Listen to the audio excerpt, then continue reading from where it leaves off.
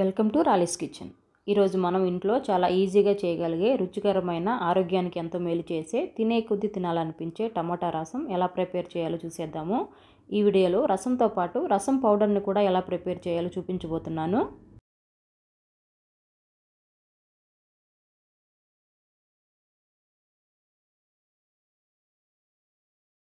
ముందుగా రసం పౌడర్ ఎలా ప్రిపేర్ చేయాలో చూసేద్దాము. స్పైసెస్ అన్నీ కూడా డ్రై రోస్ట్ చేసుకోవాలి. ధనియాలు 2 టేబుల్ స్పూన్లు, జీలకర్ర 2 టేబుల్ స్పూన్లు, మిరియాలు 2 టేబుల్ స్పూన్లు, మెంతులు 1 టేబుల్ స్పూను, ఆవాలు 2 టేబుల్ స్పూన్లు. రసం పౌడర్ మంచి కలర్ రావడం కోసం 4 కాశ్మీరీ రెడ్ చిల్లీసు, కారం కోసం మామూలు ఎండుమిర్చి 4, ఒక గుప్పెడు కరివేపాకు, కడిగి తుడిచి తడి లేకుండా ఆరబెట్టుకున్న కరివేపాకు. ఇలా అన్ని మసాలాలు కూడా వేసుకొని మాడిపోకుండా స్టవ్ మీడియంలో పెట్టుకొని మంచి వాసన వచ్చే వరకు వేయిస్తూ కరివేపాకు చాలా క్రిస్పీగా అయ్యే వరకు వేయించుకోవాలి. చివరగా 1/2 స్పూన్ ఇంగువ కూడా వేసుకొని చల్లారిన తర్వాత మిక్సీలో వేసి మెత్తగా పౌడర్ చేసుకోవాలి. ఇలా చక్కగా పౌడర్ చేసుకున్న రసం పౌడర్ని ఎయిర్ టైట్ కంటైనర్లో కనుక స్టోర్ చేసుకుంటే ఎన్ని రోజులైనా కూడా పాడవకుండా ఫ్రెష్గా అలాగే నిల్వ ఉంటుంది. నెక్స్ట్ వచ్చేసి ఇప్పుడు రసం ప్రిపేర్ చేయడం కోసం కుక్కర్లో 1 టేబుల్ స్పూన్ కందిపప్పు వేసి ఒకసారి కడిగి పెట్టుకోవాలి. తర్వాత సరిపడనన్ని వాటర్ వేసుకొని 2 టమాటాలు, పసుపు వేసి కుక్కర్లో మూత పెట్టి 3 విజిల్స్ వచ్చే వరకు ఉడికించుకోవాలి.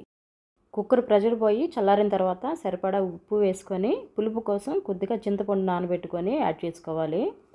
పప్పు టమాటాలతో పాటు ఒకేసారి చింతపండు కూడా వేసుకుంటే ఒకేసారి ఉడికిపోతుంది. నేను ముందు వేసుకోవడం మర్చిపోయాను, అందుకే ఇప్పుడు వేసుకుంటున్నాను. తర్వాత హ్యాండ్ బ్లెండర్తో కానీ స్మాషర్తో కానీ మెత్తగా స్మాష్ చేసుకుంటే పప్పు, టమాటా, చింతపండు అంతా కూడా మెత్తగా గ్రైండ్ అవుతుంది.